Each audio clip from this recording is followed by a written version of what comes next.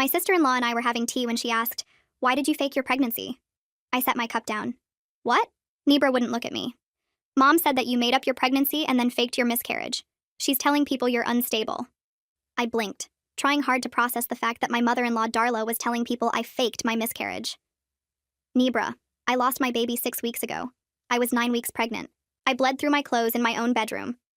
I held what was left of my child in my hands." Nebra reached for me. "I believe you. That's why I'm asking you directly instead of just believing her." "Does Lance know?" "My husband. I don't think so. No one would say this stuff to his face." I stood up and started pacing. "She was one of the first people I told about the pregnancy, you know. I told her before my own mother because I wanted to fix things between us." Nebra looked down. "I'm sorry, Allison." "And now she's telling people my baby never existed?" I grabbed my keys. "Where is she right now?" Nebra hesitated. "Home. But maybe you should wait." "Wait?" My voice cracked. "She doesn't get to do this and hide from me." Nebra grabbed her jacket. "Then I'm coming with you." I stormed into Darla's house without knocking, and my father-in-law Rolando instantly shot up from the couch to seem bigger than me. "What are you doing here?" he asked coldly. I ignored him and looked at Darla, who was sitting in her armchair. I could tell she knew why I was here. "Unstable? Faking it for attention? That's what you've been telling the whole family?" Darla's expression became calm. I said what I believed. I gritted my teeth. "You believe I faked my miscarriage." "I believe you're not well, Allison. I've believed it for a long time." My hands started shaking. I could feel my heartbeat in my throat. I felt my child leave my body.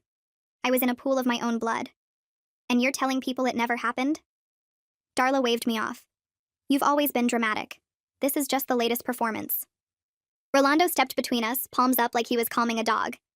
"Allison, that's enough. You need to calm down." "Calm down?" I spun on him. "You're insane if you think I'm going to calm down after finding out your wife is telling people I invented a dead baby for attention." "I'm sure this is just a misunderstanding." "There's no misunderstanding," Darla corrected him. I said what I said. Nebra stepped forward. "Mom, that's crazy. You were thrilled about the pregnancy. You cried when she told you. You talked about nursery colors for an hour. You picked out a crib online and sent her the link." Something changed in Darla's face, like the monster that she was trying to hide. Her fingers twitched, then she recovered. I was being polite, humoring her. Rolando nodded. "Your mother was trying to be supportive even when she had doubts." "Doubts?" I stepped closer to Darla. My nails were digging into my palms so hard it hurt. "You called me every day to ask about my doctor appointments. You bought baby clothes and shipped them to our house. You started planning a shower." Darla shrugged. "I wanted to believe you. I wanted it to be real, but deep down, I knew something was off." "Nothing was off. I was pregnant. I lost the baby." "So you say." "So I know." I was pacing now. I couldn't stand still. "You were one of the first people I told about the pregnancy. I told you before my own mother because I thought it might fix things between us. I thought maybe, finally, you'd stop treating me like the enemy." Darla laughed. Soft. Patronizing. "You told me because you wanted an audience. You've always needed attention, Allison. From the moment you sank your claws into my son, everything has been a production. The tears, the drama, the constant need to be the center of everything." "I needed attention?" "You wore white to my wedding." "It was ivory." "You told me a wife is temporary." "I was stating a fact." "You invited Lance's ex-girlfriend to Christmas and sat her next to him." Darla's eyes narrowed. "I was trying to remind my son what he gave up when he chose you." Rolando cleared his throat. "That's not... Darla, let's not... Stay out of this, Rolando." Darla didn't even look at him. Neither did I. Nebra stared at her mother like she was seeing her for the first time. "You've been trying to break them up for years, and now you're using a dead baby to do it." Darla's head snapped toward her daughter. "Watch your mouth."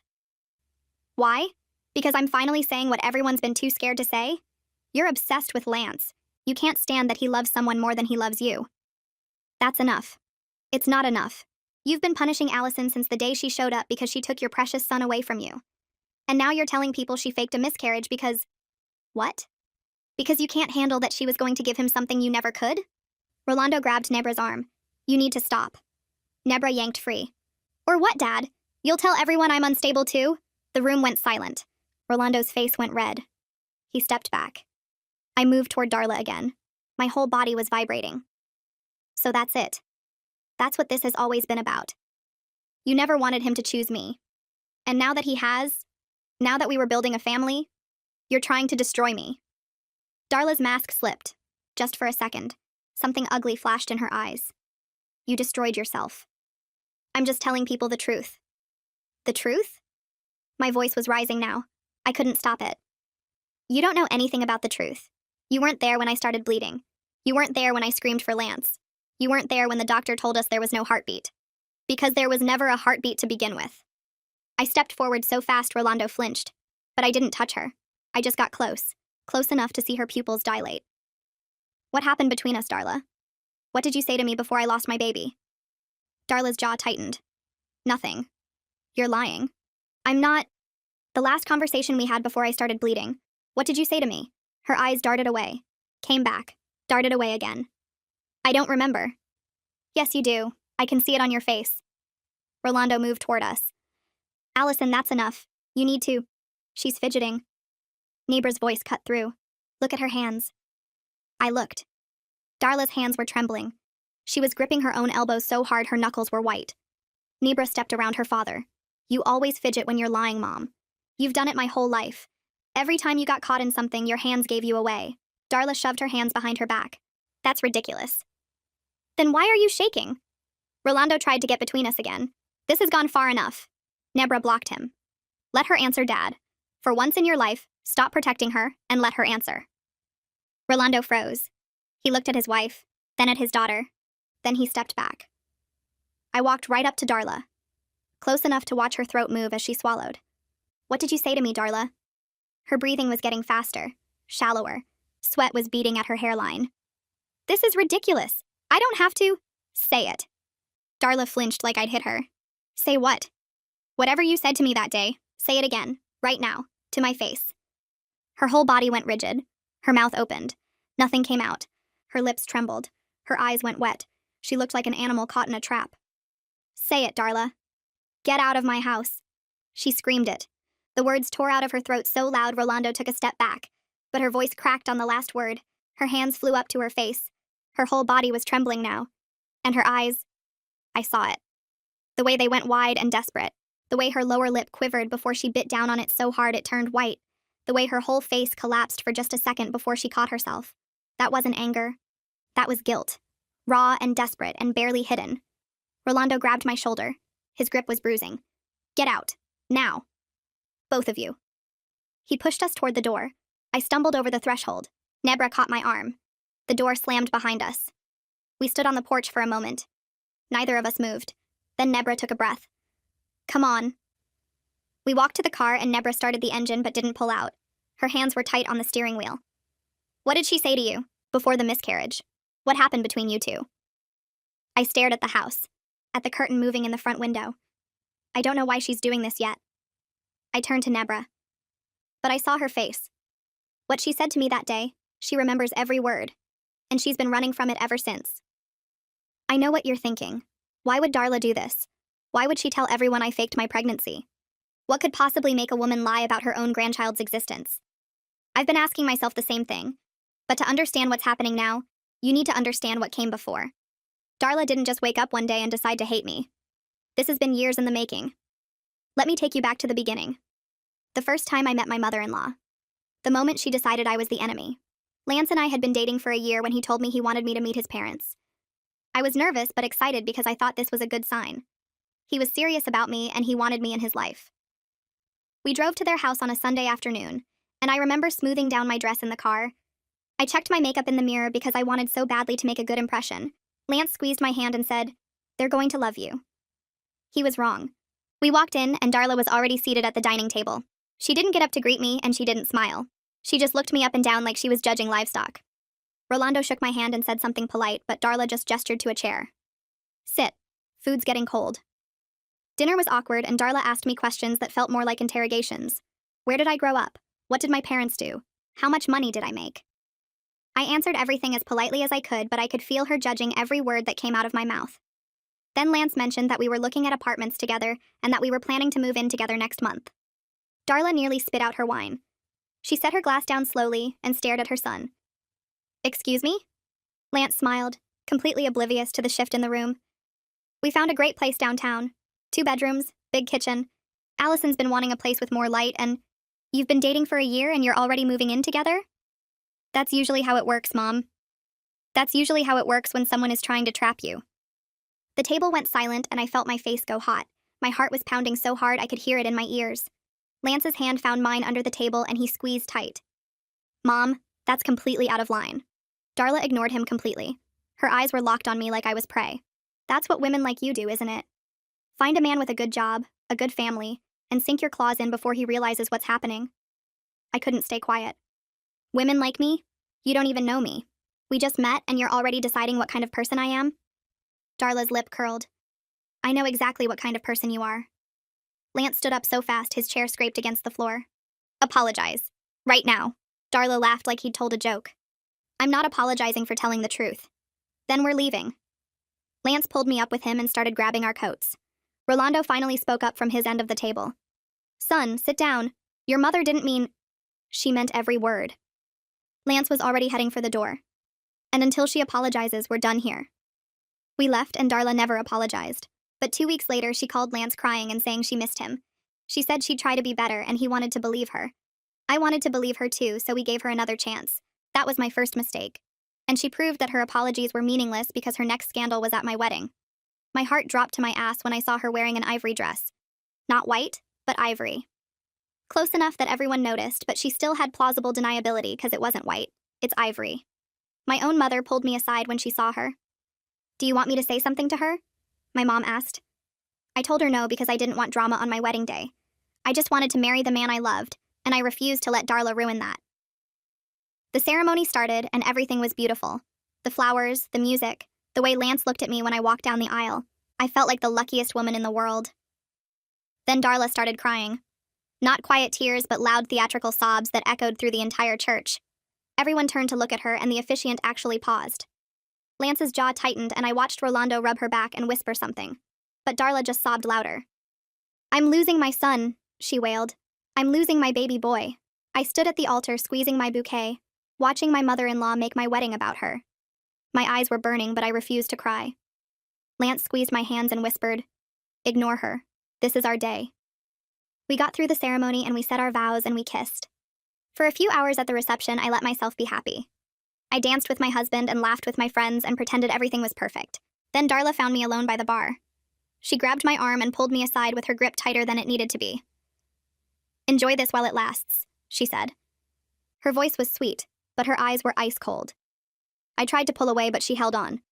What is that supposed to mean? A son's bond with his mother is forever. She smiled at me like she was sharing a secret. A wife is just temporary. I finally yanked my arm free and I felt sick to my stomach. Did you really just say that to me? On my wedding day? What is wrong with you? I'm stating a fact. Wives come and go, but I will always be his mother. And eventually he'll remember that. I found Lance immediately and told him everything. He confronted Darla without hesitation and she denied all of it. She started crying again and said I was making things up. She said I was trying to turn him against her and that she would never say something so cruel. Rolando pulled Lance aside and actually told him to apologize to his mother for causing a scene. Lance refused, but I could see how much it hurt him. We left early. Our own wedding reception, and we left early because of her.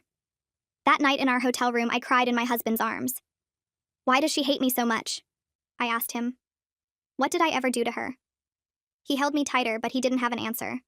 We kept our distance from her since then, so much so that we'd been doing the awkward dance of family holidays and splitting time between my family and his. 2 years into our marriage, we went to Darla's on Christmas Eve, and I was determined to make it work. I brought gifts, and I helped in the kitchen. I complimented her decorations and her cooking and anything else I could think of. I was trying so hard to be someone she could accept. Then dinner started, and I noticed an extra place setting at the table. Who else is coming? I asked. Darla smiled in a way that made my stomach turn. Oh, didn't I mention? I invited Madison. Lance went pale beside me. Madison? My ex Madison? She's been having a hard time lately. I thought it would be nice for her to spend the holiday with people who care about her. Madison arrived 10 minutes later, blonde and beautiful and carrying a bottle of wine. She was wearing a dress that left very little to the imagination. Darla hugged her like a long-lost daughter and sat her right next to Lance at the table. Then she spent the entire dinner bringing up old memories.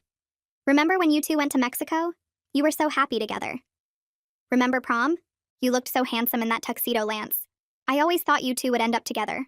Everyone did. Madison was clearly uncomfortable and kept shooting me apologetic looks. It made me wonder why she even agreed to showing up in the first place. Lance was furious and barely touched his food. I sat there watching my mother-in-law try to set my husband up with his ex-girlfriend right in front of me. My hands were shaking under the table and I dug my nails into my thighs to keep from screaming. After dinner, I couldn't take it anymore. I found Darla alone in the kitchen and I cornered her by the sink. "What the hell are you doing?" Darla didn't even look up from the dishes.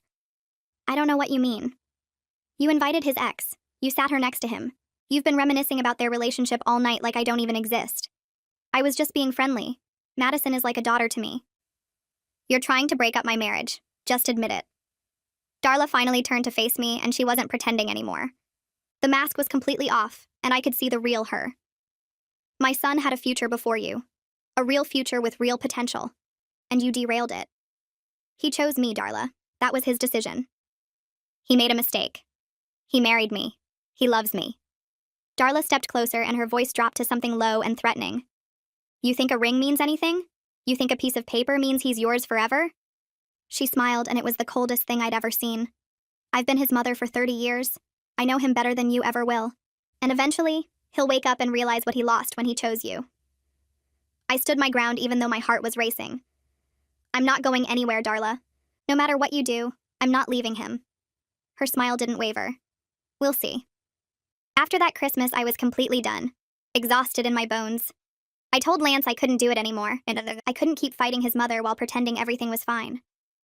We sat on our couch with him holding my hands and me trying not to fall apart. "I'm so tired," I told him. "I'm tired of being hated for no reason. I just want peace. I want a family that doesn't feel like a war zone every holiday." Lance was quiet for a long time and I could see him thinking. Then he said, "My mom always wanted grandkids, more than anything else in the world. She used to talk about it all the time when I was growing up." I looked at him and felt a flicker of something. "What are you saying?" "We've been trying to get pregnant, and if it happens, when it happens, maybe that's what finally changes things.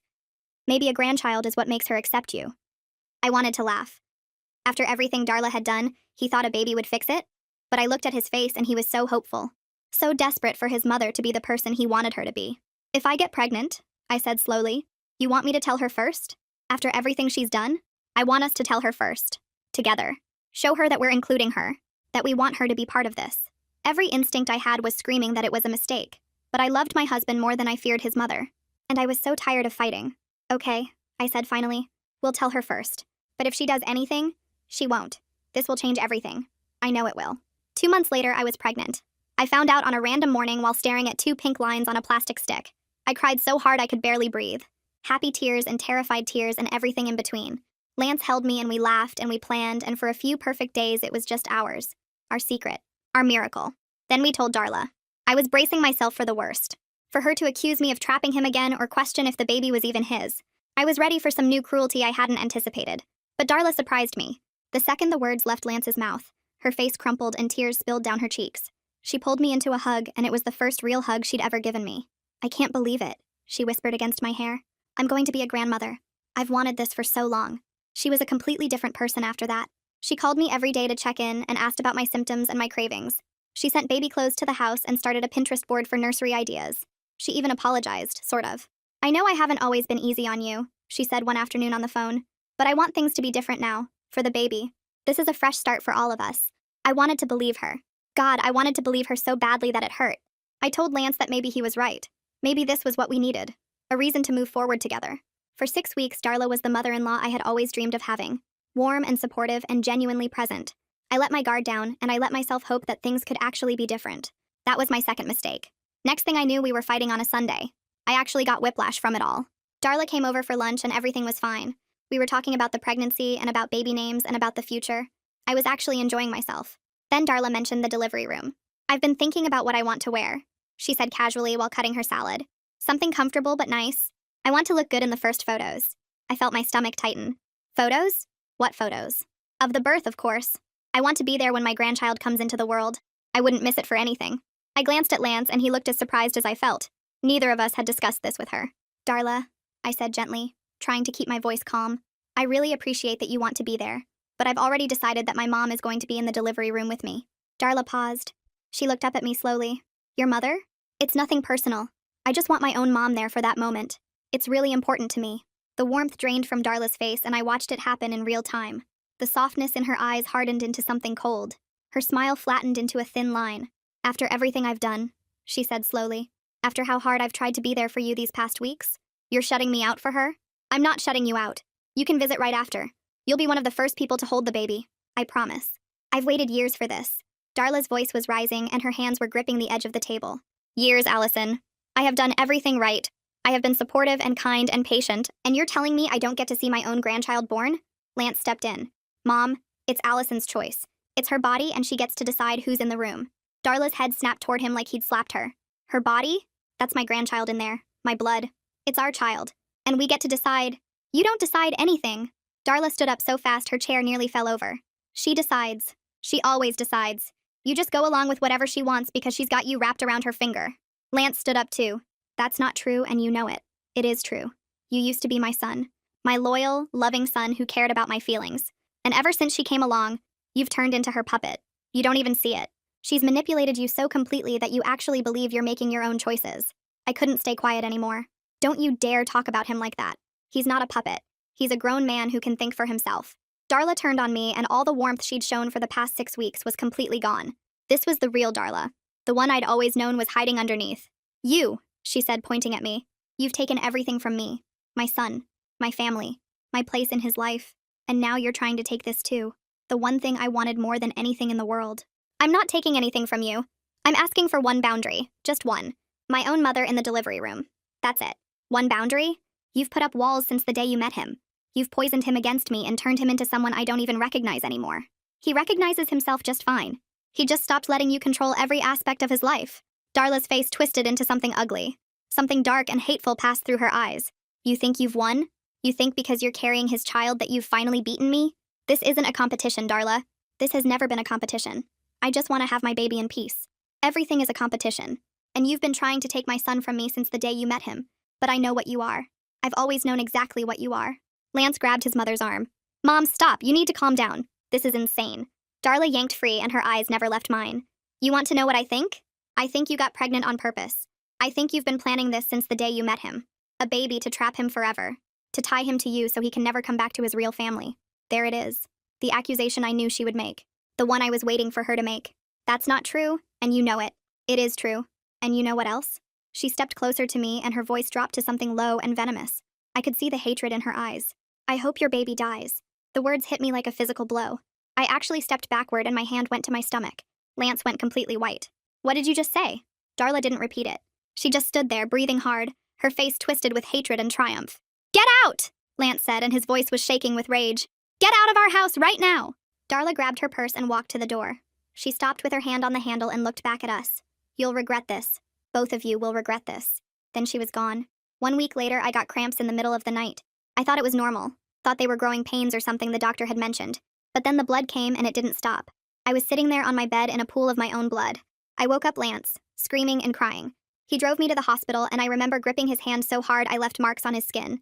I remember the nurse's face when she looked at the ultrasound and how her expression changed. I remember the doctor's voice when he said the words that no mother ever wants to hear. I'm sorry. There's no heartbeat.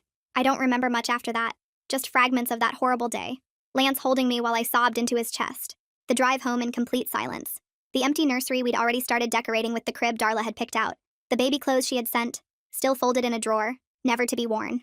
Lance called his mother that night. I was in bed, staring at the ceiling, feeling hollow in a way I had never felt before, like someone had scooped out my insides and left nothing but empty space. I heard him in the living room. His voice was flat and exhausted. Mom, it's me. Allison lost the baby. Silence. A long, terrible silence. Then I heard him say, Mom, are you there? More silence. And then a click. She had hung up on him. He came back to bed and crawled in next to me. He pulled me close and I could feel his tears on my shoulder. She didn't say anything. He whispered. She just hung up. I didn't respond. I couldn't. I just lay there holding my husband, wondering how a woman could say what Darla said to me and then have nothing to say when it came true. So now you know.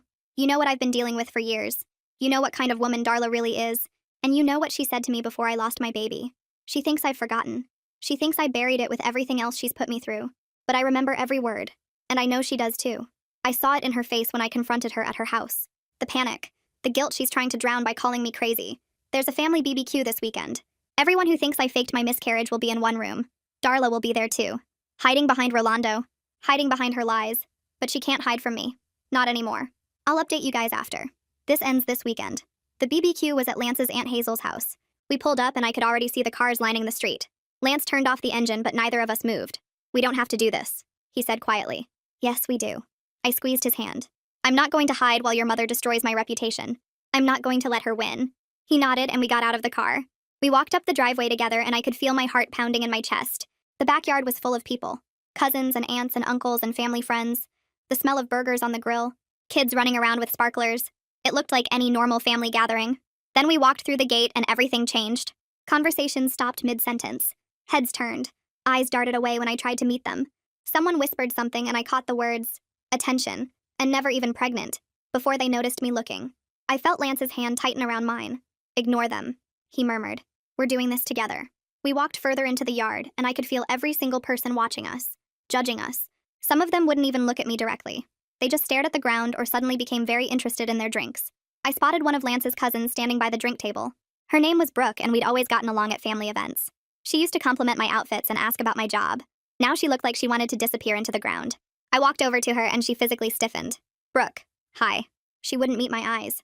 Allison, I didn't think you'd come. Why wouldn't I come? It's a family BBQ. Brooke shifted her weight from foot to foot. She glanced around like she was looking for an escape route. It's just, with everything that's been going on. With everything that's been going on? I stepped closer. You mean with Darla telling everyone I faked my miscarriage? Brooke's face went red. I didn't say that. But you believe it, don't you? Brooke lowered her voice to almost a whisper. Darla said you've been struggling. That you convinced yourself you were pregnant when you weren't. She said it's a real medical condition. That you need help. I felt like I'd been punched in the stomach. And you believed her? Without asking me? Without picking up the phone and calling me directly? Brooke stammered. She was worried about you. She said she didn't want to make things worse by... She's been calling the entire family for weeks telling them I'm crazy. Does that sound like worry to you? Does that sound like someone who cares about my well-being? Brooke didn't have an answer. She just stood there sweating buckets. I shook my head. I thought you were my friend, Brooke. I thought we had something real. But you didn't even give me the chance to tell my side. I walked away before she could respond. Lance was right behind me. That was rough. That was just the beginning. We made it about 10 feet before someone stepped directly into my path. It was Lance's Aunt Celia, the one who Darla had been calling. She was a tall woman with sharp features and a permanent look of disapproval. Right now, that disapproval was aimed directly at me. Faking a miscarriage for sympathy, she said loudly.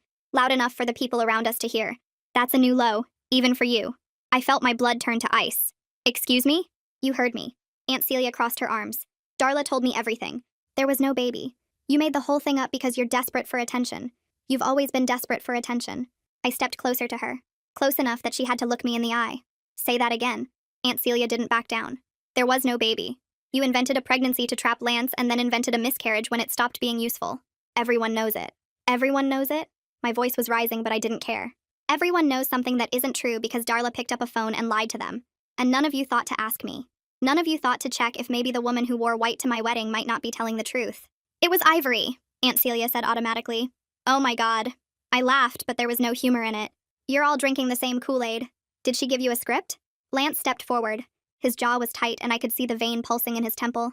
I was there, Aunt Celia. I held her while she bled through her clothes. I drove her to the hospital. I saw the ultrasound. I heard the doctor say there was no heartbeat. Are you calling me a liar too? Aunt Celia hesitated for just a second. Just long enough for me to see the doubt flicker across her face. Then it was gone. Darla said you're too blind to see what Allison really is. She said Allison has you wrapped around her finger. Lance laughed bitterly. So my word means nothing. Your own nephew's word means nothing. But Darla's phone calls are gospel. That makes sense. Aunt Celia's face hardened. Your mother is a good woman. She's always put this family first. And if she says something is true, I believe her. Even if it destroys an innocent person? I asked. Even if it turns everyone against someone who just lost a baby? Aunt Celia looked at me with something close to pity. You need help, Allison. Real professional help. And I hope you get it someday. She walked away and I stood there shaking. Lance put his arm around me. Breathe. Just breathe. I looked around the yard, trying to find a friendly face, trying to find anyone who wasn't looking at me like I was a monster. Then I realized something. Where's Nebra? Lance frowned. What? Nebra, your sister. She should be here. She's always at family stuff. I scanned the crowd, but I couldn't find her anywhere. I spotted Aunt Celia talking to another woman, and I walked over. Where's Nebra? Aunt Celia's face tightened. She's not welcome here anymore. My stomach dropped. What do you mean she's not welcome? She chose your side. She defended you to her own mother. So Darla told her not to come. I felt the words hit me like physical blows. Darla had cut off her own daughter, her own flesh and blood, because Nebra had believed me. That's insane, Lance said. She can't ban Nebra from family events. It's not your decision, Aunt Celia said coldly. And frankly, after everything Nebra said to her mother, she deserves to be excluded. I grabbed Lance's arm. We need to call her later, make sure she's okay. He nodded, but before we could move, a voice boomed across the yard. You need to leave. It was Rolando. He was walking toward us with purpose in his stride. His face was red and his hands were clenched at his sides. Everyone in the backyard turned to watch. You've done enough damage, Rolando continued. Both of you. Leave. Now. I stood my ground. I'm not going anywhere. This is a family event, and you're not family. Not really. I've been married to your son for over 3 years. I am family whether you like it or not. Rolando stepped closer. He was trying to intimidate me with his size, trying to make me feel small. It wasn't working. You've been poisoned since the day you met my son. You took him away from his family, turned him against his own mother, made him believe he needed to choose between you and us. I never asked him to choose. Darla forced that choice every single time. And now this. Rolando's voice was getting louder. He wanted everyone to hear. Inventing a pregnancy. Inventing a miscarriage. Making my wife look like a villain when she's the victim here. Lance stepped forward. His whole body was tense. She didn't invent anything, Dad. I was there. I held her while she bled through her clothes on our bedroom floor. I drove her to the hospital at 3 in the morning. I saw the ultrasound before. His voice cracked and he had to stop. I watched my husband fight to compose himself. Watched him swallow hard and blink back tears. Before there was nothing to see anymore. I held her while the doctor told us our baby was gone. I held her while she cried for days. Don't you dare tell me she invented that. The yard was completely silent. Everyone was watching. Everyone was listening. For a moment, I thought maybe this would be the turning point. Maybe hearing Lance's pain would make them realize the truth. Then Rolando shook his head. She's got you trained, just like Darla said she would. You can't even see it anymore. Lance's face went blank. Something in him just shut down. I'd never seen him look like that before. Empty. Defeated. Dad. Don't. Rolando held up his hand. I don't want to hear it. Your mother warned me this would happen. She said Allison would turn you against us. And she was right. I felt the yard pressing in on me. The whispers, the stares, everyone looking at me like I was a monster who had invented a dead baby for attention. My hands were shaking and my throat was tight. For a moment, I wanted to run. Just turn around and leave and never see any of these people again. Let them believe whatever they wanted. Let Darla win. Then I spotted her. Darla was standing across the yard near the patio. She had a glass of wine in her hand, and she was watching the whole scene unfold. Not saying a word. Not jumping in to defend herself or attack me. Just watching. Letting everyone else do her dirty work while she stood there like an innocent bystander. And she was smiling. It was small. Barely there. But I saw it. That satisfied little smirk. Like she'd orchestrated this entire thing and it was playing out exactly how she wanted. Like she'd already won. Something inside me snapped. All the pain and the grief and the rage that I'd been holding back came rushing to the surface. I wasn't sad anymore. I wasn't scared. I was furious. I turned to Lance and grabbed his hand. She doesn't get to hide anymore. Lance looked at me. Then he looked at his mother across the yard. I watched understanding dawn on his face. He nodded. No, she doesn't. We started walking toward Darla. The crowd parted for us. Everyone was watching, but nobody tried to stop us. Darla's smile faltered when she realized we were coming for her. She straightened up and set her wine glass down, tried to compose herself. But I saw the fear flash in her eyes, the same fear I'd seen at her house when I'd demanded she repeat what she said to me. She knew what was coming. And this time she had nowhere to run. I grabbed Darla's arm before she could move. We need to talk, now. She tried to pull away, but I held on tight. Let go of me. You're making a scene. I don't care about making a scene. I care about the truth. I started pulling her toward the house and she stumbled trying to keep up. Lance was right behind us. People were staring, but nobody tried to stop us. They just watched with wide eyes and open mouths as I dragged my mother-in-law across the yard. We went through the back door and into Aunt Hazel's living room. Lance closed the door behind us and the sounds of the BBQ faded to a muffled hum. It was just the 3 of us now. Darla yanked her arm free and immediately went on the attack. This is assault. You just assaulted me in front of my entire family. I grabbed your arm. Don't be dramatic. Don't be dramatic. You're the one causing scenes and making accusations and turning everyone against me. I'm turning everyone against you? You've spent weeks calling every relative you have and telling them I'm crazy. You told them I faked my pregnancy. You told them I invented a dead baby for attention. Darla's chin lifted. Because that's what I believe. No, it's not. I stepped closer and Darla stepped back. You know the truth. You've always known the truth. You were there when I told you about the pregnancy. You cried, you hugged me, you bought baby clothes and planned a nursery. I told you I was humoring you. I had my doubts from the beginning. Then why did you act so excited? Why did you call me every single day? Why did you send me articles about prenatal vitamins and ask about my cravings? Darla's eye twitched. I wanted to believe you. I wanted it to be real. It was real. My baby was real. And you know it. Darla crossed her arms over her chest. Defensive. Closed off. You can say that all you want, but it doesn't change what I know. I shook my head. Something changed, Darla. Between when I told you about the pregnancy and now? Something happened that made you go from planning baby showers to telling everyone I'm mentally ill. Nothing changed. I just started seeing clearly. You're lying. I can see it in your face. You're terrified right now, and we both know why. Darla's composure flickered. Her hands tightened on her arms. I'm not terrified. I'm concerned about your mental state. This behavior is exactly what I warned everyone about. My mental state is fine. Yours is the one in question. I took another step toward her. What happened between us, Darla? What did you say to me before I lost my baby? Darla's face went pale. I don't know what you're talking about. Yes, you do. The last conversation we had, right before you stormed out of our house. What did you say to me? I don't remember. You remember every word. I can see it written all over your face. Lance stepped forward and his voice was shaking with rage. Tell her, Mom. Tell her what you said. Because I remember. I was standing right there. Darla's eyes darted between us. She was trapped and she knew it. This is ridiculous. I'm not going to stand here and be interrogated by, you said you hoped our baby would die. Lance's voice broke on the last word, but he pushed through. You looked my wife in the eye and you said you hoped our baby would die. And 1 week later, she was bleeding on our bedroom floor. The room went completely silent. Darla's face crumpled. Not into anger or denial. Into something else. Something raw and desperate and barely contained. That's not... I didn't mean... You didn't mean it? I stepped closer. Then why did you say it? Why would you say something like that to a pregnant woman? Darla's hands started shaking. She backed away from me until she hit the wall.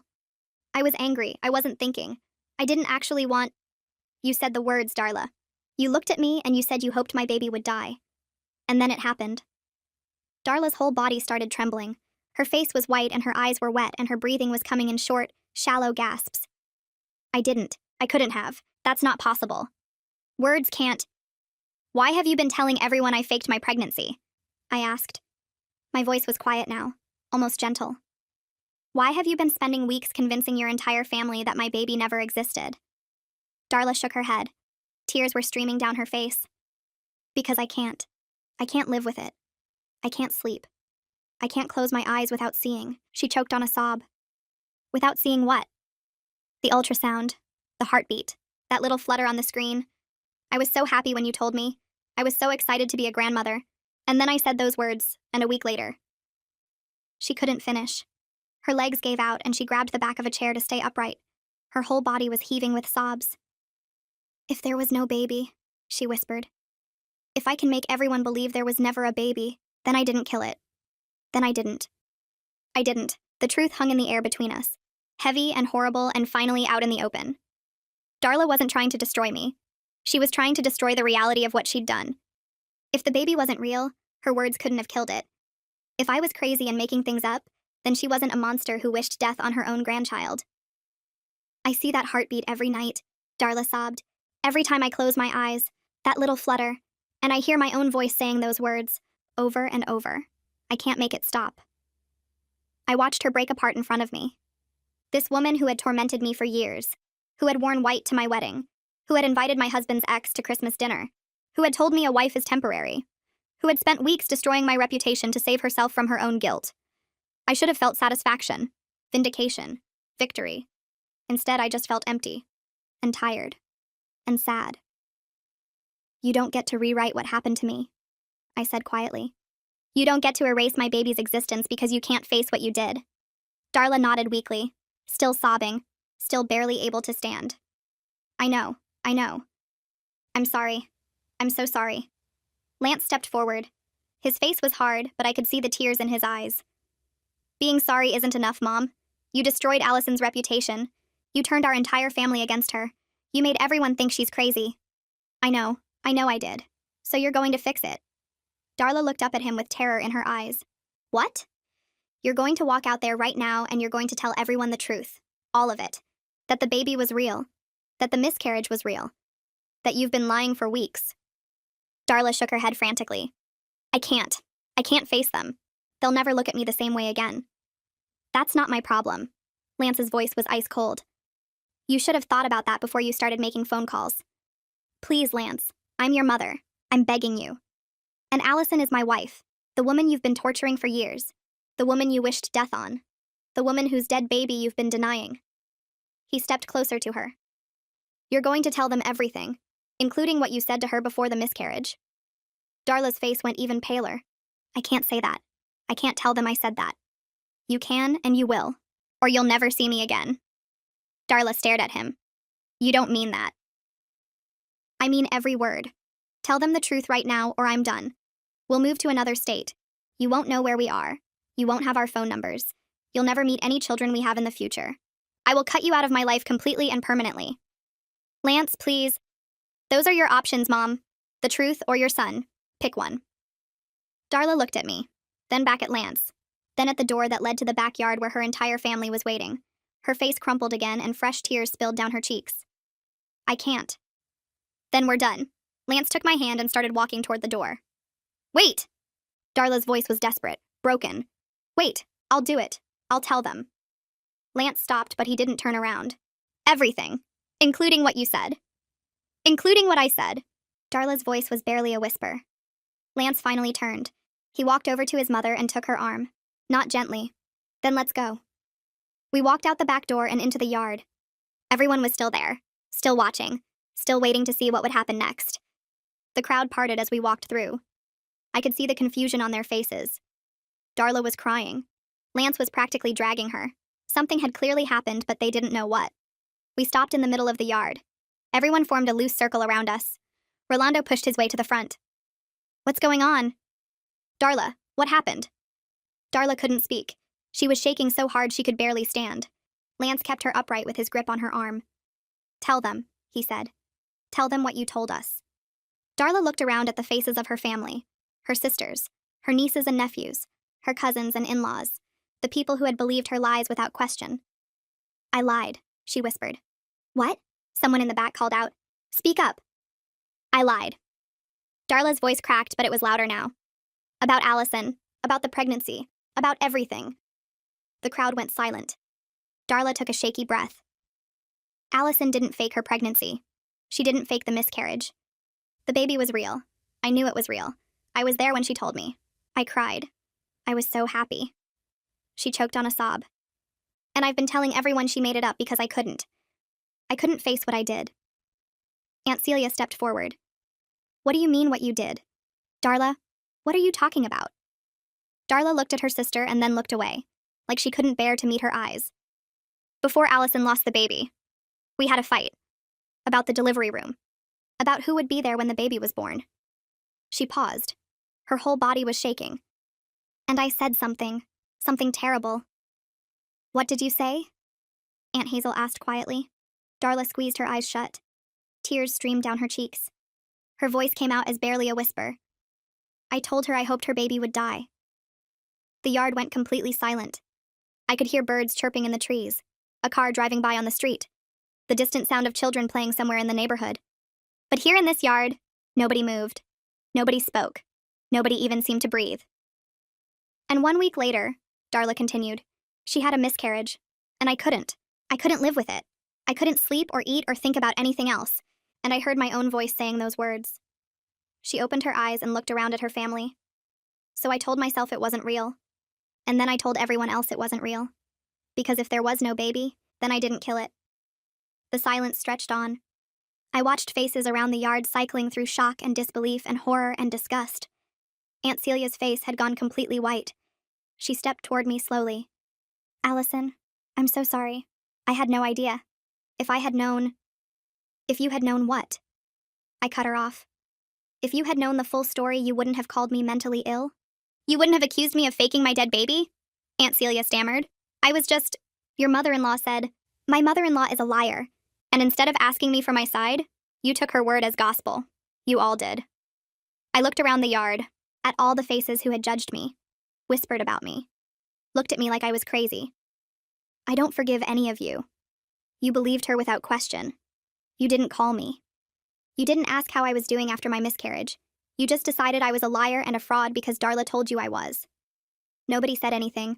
Nobody could meet my eyes. Rolando stepped forward. His face was red and his jaw was tight. She's my wife. I was protecting her. Any husband would do the same. Lance turned on his father. You helped her destroy my wife's reputation. You called Allison a liar to my face. You tried to throw us out of this BBQ. I didn't know what Darla had said to her. I didn't know about any of that. But you knew your wife was spreading lies. You knew she was telling everyone Allison was crazy, and you helped her do it. Rolando puffed up his chest. I was doing what any husband would do, standing by my wife.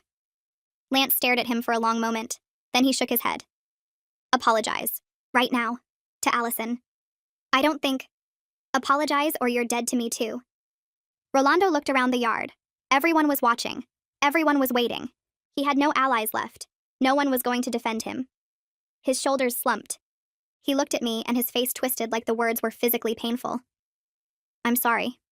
For what I said. For how I treated you. It was hollow. Barely an apology at all. But Lance just nodded. He was too tired to fight anymore. We all were. Without a word, we turned and started walking toward the gate. Nobody tried to stop us. In the car, Lance reached over and took my hand. We had survived this.